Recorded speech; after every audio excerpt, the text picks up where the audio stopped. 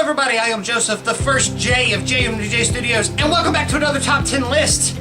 It has been a while since we've done Top 10 lists. We've got an entire month of Top 10 lists planned for you guys so far, so it's going to be kind of exciting. This is actually the first one I filmed in a while. So, just as a quick reminder, this list is for the top 10 games of 2016. You can also catch this exact same list in our Game Awards 2016. I'll put an info card up there and a link in the description. We all voted on these, everybody from the channel, from Jmdjstudios. We each pick a top 10 list, so just as a reminder how our voting system works, each one that you put gets a point less as it goes down the list. So the one you put at the top gets 6 points. It goes 6, 5, 4, 3, 2, and then the bottom 5 you can get 1 point each. So the only thing that is required to qualify for this list is it had to come out in 2016. It doesn't matter exactly how that happened. There are a few games that technically started in 2015, but they came out in 2016. And there are a couple of games that we didn't count in our Game Awards of 2015, so they counted for this year. So, let's get started! Alrighty, so coming up at number 10 on our list, I held up a 5. Coming up at number 10 on our list is Zero Time Dilemma. This game, wow, what a game this is. I am so happy that this game made our top 10 list. It is definitely deserving to be on this list. This is an incredible game. You should definitely try it for this year. It's a visual novel, story-driven game. It's like a point and click as well, heavily focused on puzzle solving. So the point of this game is 9 characters get trapped and put in this situation where they have to get out. That is essentially what happens. It's kind of like a bomb shelter, if you will, that they get trapped in. And each room has a new puzzle. And the mastermind behind all this is called Zero. And you have to try to escape. But the catch is, I believe in this game, in order to get out, 5 people have to die so you can get out. So, every time somebody dies, a code word is unlocked, and you have to have at least 5 code words. This game really plays with things such as Schrodinger's cat and the multiverse theory, which is really fantastic. It has a lot of deep and dark elements in it. There are a couple of problems with the game, I will say. You know, they tried a new animation style for this game, and it worked really well for some people, and some people disagree. Some people think that the animations could have been better. However, I think it's easily to overlook, especially since it's their first time doing this kind of animation. But overall, this game was really fantastic. This entire trilogy is fantastic, and I would highly recommend picking this up. And it made number 10 on our list. Bacon grease! Alright, coming up at number 9 on our list is Tokyo Mirage Sessions. This game is such a weird and wonderful game. This game is a crossover between the Fire Emblem series and the Ten Megumi Shinsei. I can't pronounce that. I'm sorry, I probably butchered that name. It's 2 great series, 2 great RPGs and tactical games mixed together. It's like that merging when Kingdom Hearts created when they merged Final Fantasy characters and Disney characters together. The animation style, as you can see behind me, this is actually a cutscene, is really cool. And this game is so weird. It's focused on fighting with swords and stuff, but it's also focused on like J-pop and rock and roll and stuff from Japan. So it has this weird and wonderful vibe to it. It is heavily influenced by Japanese culture. And in fact, the entire game is voiced in Japanese with English subtitles, so that makes it even cooler. The art style is fantastic. It's so bright, so colorful. You can even see on the case how bright and colorful it is. And this game is just really fun to play on top of everything else. Like, it's one of those games that you start playing and you're like, I'm okay taking my time with this game. I don't want to rush through it. I want to see everything. I want to do as much as possible. It's one of those types of RPGs where you really just want to take your time and explore the world. So, I'm just really happy that this game made the list. This was definitely the best Wii U game this year and won our award for the best Wii U game. So I would highly recommend it. And it made number 9 on our list.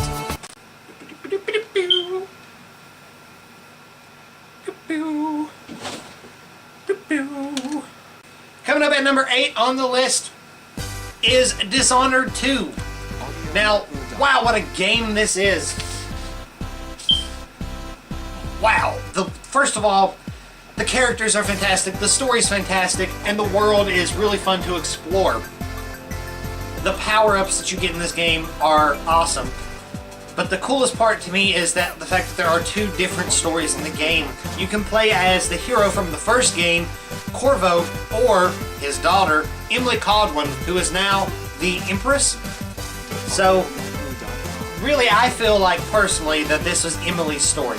I feel like she's the stronger character of the 2, and I really feel like that, especially in your first playthrough, I think you should go with Emily. That being said, the game looks amazing. It looks beautiful. Bethesda and Arcane Studios really went out of their way with this game. It is a fantastic game. The stealth-based combat is incredible, but what I really like about Dishonored, it's one of the things that everybody liked about the first games, is how open each mission is. It is not linear in any way. Even though technically it's a linear game, you go from point A to point B to point C to point D, but the way that you get there, you can change everything around you. You can go in all guns blazing and just kill people left and right, and that's a very valid way to play through the game. You can go through and not use any magic whatsoever. You can go through and use only magic. You can go through and not kill anybody and go stealthy. You can go through and just knock everybody out. There's so many different ways, and then there's so many different pathways to get through to each objective. It's nuts. Some pathways are easier than others, some are harder than others. I highly doubt that it's possible for any 2 players to have the same experience with this game. It's just fantastic.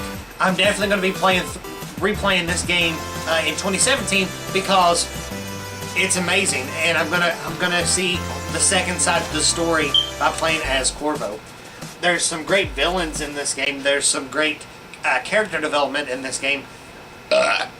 So I would highly recommend Dishonored 2. And it made number 8 on our list.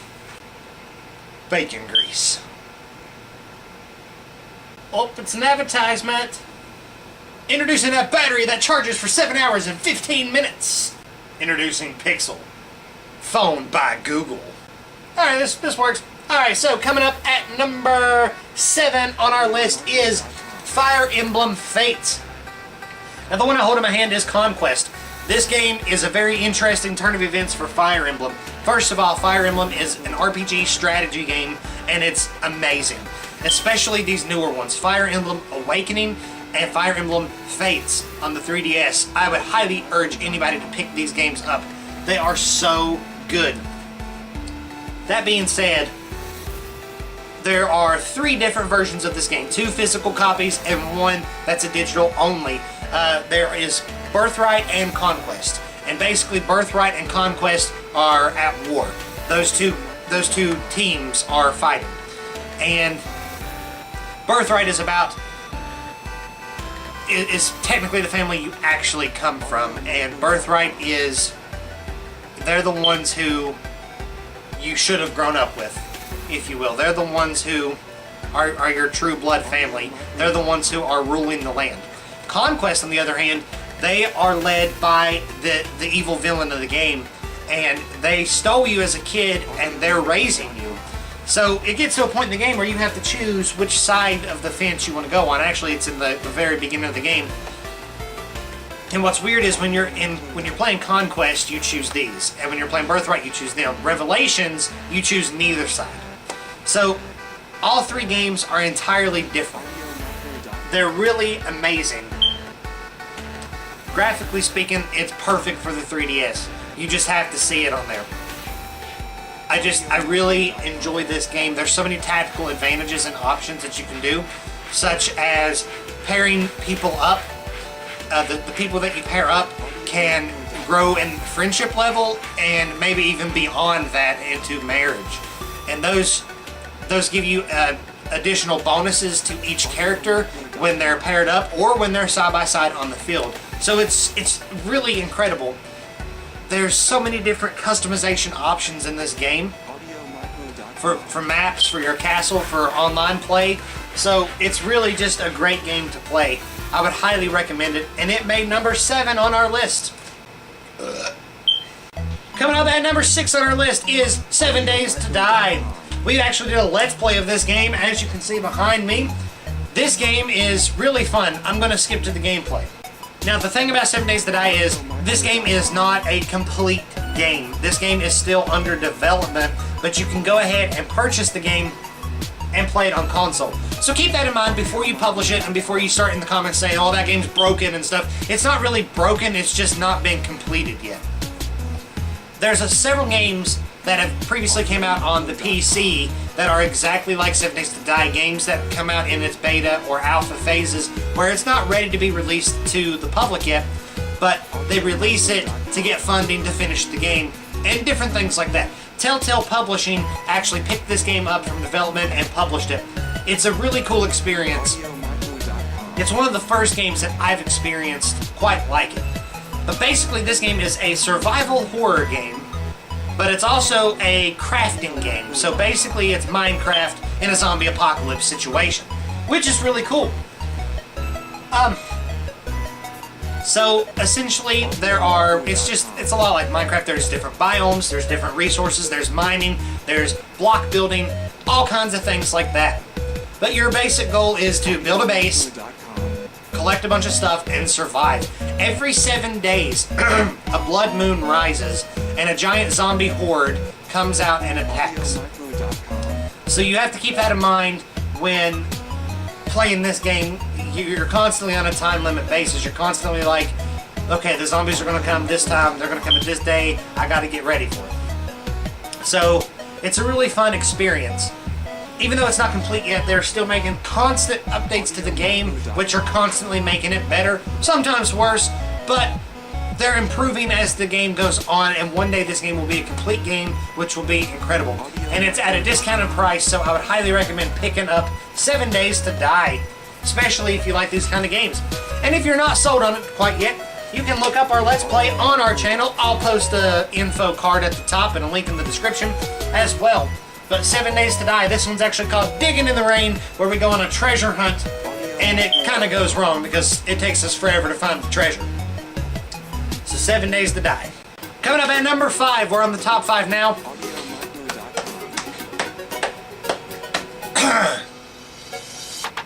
Is King's Quest. King's Quest started, it's an episodic game by Sierra Games. King's Quest is a really old series. It spanned 8 games. Spun like 8 games in a spin-off, if I'm not mistaken.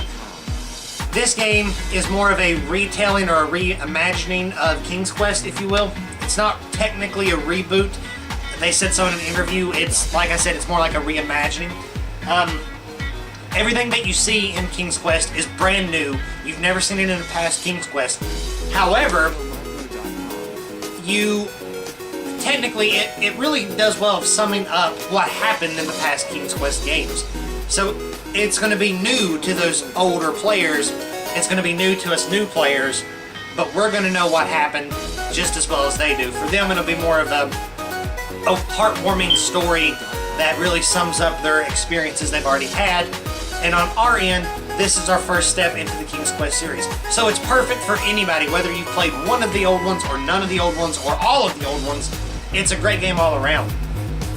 This game really gives Telltale a run for their money because they really stepped up the formula to what it should be, where the bar should be set, and I hope that Telltale answers the call and comes out with some really incredible games that match the quality of this game and the replay value and the decision-making process that really needs to go into these games. That being said, for King's Quest, it's such a heartwarming game. This is one of those games I was talking about at the beginning of the video. Technically, it came out in 2015. The first episode did. Several of the episodes, like I think the first 3. But the rest of it came out in 2016, including the physical copy. So we did not count this game last year, so we're counting it this year.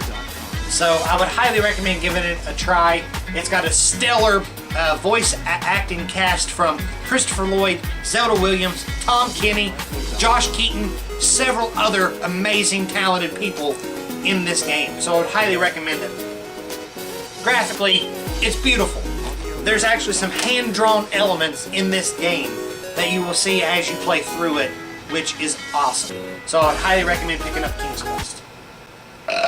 Coming up at number 4 on our list is Doom. Doom is really awesome. Doom is this incredible game that came out so many years ago, and it's just got this special place in so many gamers' hearts. Doom, the original Doom, is one of my favorite games of all time, and will quite possibly make a top 10 list if I were to ever make a top 10 of all time. So it would be very high on my list. That being said, this Doom is what Doom players really want. It's high-paced, fast action, non-stop. You're under constant threat, and you have to keep moving and keep fighting. It's really cool. This game is a difficult game. I'm not gonna lie, it's hard to beat, and that is what Doom should be. Is it as hard as the originals? No, not quite, but it's really good. I love it. It's a fantastic game. It's got this great alternate box art. It actually won several awards from our Game Awards this year, including Best Shooter and Best Box Art, and it made number 4 on our list, so I would highly recommend picking it up. I'm getting so excited! Advertisements. I'd also like to apologize that the camera is tilted, but that's the best I can do at this moment. I need a new tripod. Really badly. Coming up at number 3 on our list is Final Fantasy 15. Holographic cover! Anyways, Final Fantasy 15 is an amazing RPG. It was one of those games that you could watch one trailer and think, oh, that looks really cool. And you watch another trailer and you're like, I don't know about that. It's a little weird now. But it's worth it in the end. This is a truly fantastic RPG. One of the best RPGs that came out this year. One of the best Final Fantasy games that we've seen in a long time, in my opinion, I think. I believe that this will set the record straight for a lot of people who are doubting the newer Final Fantasies, a lot of the hardcore fans. I'm in a weird position because my first 2 Final Fantasies really was Kingdom Hearts and the original Final Fantasy. So I've got a taste of the new and the old around the same time of my childhood. I don't really hate the new ones. I don't really dislike the old ones. I dislike Final Fantasy in general. I haven't played a Final Fantasy game yet that I don't like. I really haven't. I mean, there's some things about certain ones that I dislike, but I haven't played one that I don't like, and I've played quite a few. So, ranging from the NES to the Super Nintendo to the PlayStation 1 and the newer systems. That being said, that's all besides the point. This game is a beautiful game. It's really worth it. I would highly recommend it. It was a surprising turn of events for us because it came out kind of late in the year, and I honestly thought when I got the game, I was like, I'm going to play this game, but I don't think it's going to make my list. And I was shocked when I was like, wow. Let's see here. I actually put it on my top 10 list for the year. And I was really shocked by how amazing the game is. I haven't beat it yet. I've heard really good things about the ending. The world is, it's beautiful to look at. It's got great graphics. If I'm not mistaken, this game won the best graphics of the year. It was a strong competition with Uncharted 4, so it was one of the 2. I can't remember. But it's in our Game Awards. That being said, I don't know, I just really enjoyed the game. We all really enjoyed the game here at Jmdjstudios, all of us who played it. It's so worth a look. If you haven't got any of the games so far on the list, I would highly recommend Final Fantasy 15. If you're a fan, or if this is your first adventure in the Final Fantasy series, this game is for you. You don't have to have any previous knowledge or experience of a Final Fantasy game to enjoy this game. You don't have to have any experience with newer Final Fantasies to enjoy this game. If you don't like the new Final Fantasies, I would urge you to give this a try because this might just sway you over. Very good game. And I made number 3 on our list. Alright, so coming up at number 2 on the list is Life is Strange. Once again, this is an episodic game. The first one came out in The first episode came out in 2015, several of them did, but the last episode and the physical copy of the game came out early, I think like February in 2016. So this game counted for 2016. What a beautiful game for starters. Graphically, it's like this cel-shaded, artistic style game. The cover was really good. The gameplay is really good. Once again, this one's by Square Enix, and this actually sets the bar, just like King's Quest on our list did, a little bit higher for Telltale to come up and reach that level of visual novel, point-and-click style games, especially with the decision bases. Now, the game got really awesome reviews by fans and critics alike. It's a great game. Max Caulfield is the main character, and she's practically a superhero when you think about it, who stumbles upon time-traveling powers. It's very unique. It's very innovative for a point-and-click series because in this game, you can see the immediate effects of your decision, the pros and the cons, based on the main character's thoughts. Right after you make a decision, you get to see it be played out, and you get to see how the character or characters react, and then you get to hear Max thinking, oh man, I really screwed that up, this could happen now. So it makes you think, should I rewind? So you rewind and try the other decision, and you get to see it be played out, and then you get to hear her think about that decision as well. So both decisions, anytime you have to make a decision, sometimes there's more than two, all of them have different pros and different cons, and they will weigh out. But the thing is, you never know what your decision's going to mean in the future. You just know what your decision's going to mean right then and there. But it's a really cool thing. It keeps you thinking the entire game instead of those games where you have to make a really quick decision really fast and just go with it. This game really makes you think about your decisions. And each decision you make can have drastic effects on your life, on the town that you're in. So it's really cool. I would highly recommend this game. It was such a close call for me between this and our Game of the Year. It is so close for me. So, I'm going to go ahead and mention that at this point in the video, you can watch my vlog where I talk about my top 10 games, my personal top 10 games of the year. I'll post that in the info bar. By the time of this video, it may or may not be uploaded, so it'll be up there and in the description when it is. So definitely check out that and Life is Strange. We're doing a Let's Play on this year. So it's going to be every Monday, starting the first Monday in January. So make sure you check it out. Josh is playing through it. You'll get to see some of his choices. It's going to be really cool. Life is Strange. Our Game of the Year is the one, the only, Uncharted 4. We recommended Jmdjstudios, if you played no other games this year, pick up Uncharted 4. This is one of Naughty Dog's best games yet. Graphically speaking, it's over the top, it's incredible, it's beautiful looking. The characters are incredible. Nolan North and... why can't I remember his name? Nolan North and Troy are in the same game. Wow, it's incredible. Troy Baker, there we go. They're in the same game together, which is fantastic because they're both really amazing voice actors in this industry, and they're in the same game together, so you get to see both of their talents at work. That being said, wow, was this game great. This is the first Uncharted game that there are open world moments. So there are portions of the game that is a small open world that you can explore, which is crazy. That being said, the story alone is worth this game. To be able to see this amazing franchise be wrapped up into a close, a meaningful close, to be able to see, it's not even really a story of Uncharted, it's also a story of Naughty Dog and gaming in general, and about how far we've gone and how far we've grown as an industry. It's so nostalgic. The older that you are, the more games that you've played as a kid, especially around the PlayStation 1 era, the more nostalgic this game will be for you.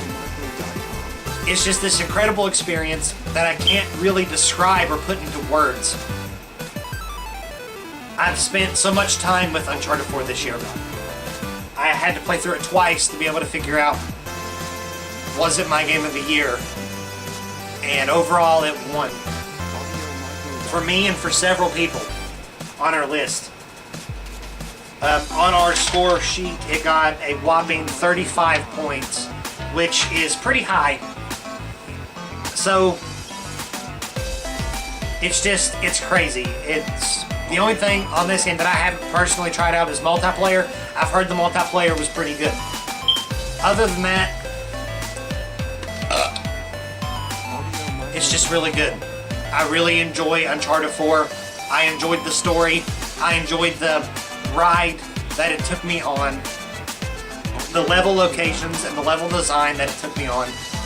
I think that this game is a game that will be remembered in video game history for quite some time. I feel like this game is perfect, or near perfect at the least. I would highly recommend picking this game up for this year. It is one of the best. It's amazing. So, and it made #1. It was our game of the year. Thank you guys for watching, every single one of you. Make sure you hit that subscribe button. At the end of this video, the last 20 seconds, there'll be a little round circle thing. You can click that and subscribe to our channel, or you can click the watermark on one of the corners. One of the corners there. This is JMDJ. You can click that. We have weekly content coming at you guys. We've had weekly content since February of 2016. Originally it was Mondays, Wednesdays, and Fridays. And as of January 2016, that is still the case. So please subscribe. Our goal of 2017 is to hit 1,000 subscribers. Will we get there? I highly doubt it, but you can help us by hitting that subscribe button. We have a lot of great content for you guys. Gamers of the Roundtable podcast, a new Disney podcast, top 10 lists, series such as Safety and the Weapon and Fallout. So many great Let's Plays by Josh and by me starting up in February. We're going to have some Let's Play, retro Let's Plays, and co-op games with 2 or more people from the channel, such as 7 Days to Die. So there's just a lot of really great content coming to you guys in 2017. We've got really big plans. Make sure you check out our update video for that. Make sure you check out our other videos, such as the Video Game Awards and my vlog on my personal list of the top 10 games. But above all else, make sure you comment below. Hit that like or dislike button. But comment below. What were your top 10 games of the year? Or what was your favorite game of the year? And do you agree with our list? Yes? No? Maybe? If not, why? Are we stupid in choosing Uncharted 4 for Game of the Year? Was our top 10 list absolutely ridiculous? Or was it exactly what you had in mind? Comment below, because we love commenting back with you guys, and we want to start a sense of community here where we can talk to people about what they think about our videos and our opinions. So make sure you comment below. We will gladly talk with you / debate with you in the comments below. You can also follow us on Twitter at Jmdjstudios and at AMGame64 and HaloMan2424. So, you can find all of our Twitter information in the links in the description. So make sure you check that out as well. Oh, and as a side note, make sure if you have any suggestions for future top 10 lists that you would like to see us do, comment that below as well. We will gladly take your advice and we will try to make all of those possible in the future. So make sure you do that.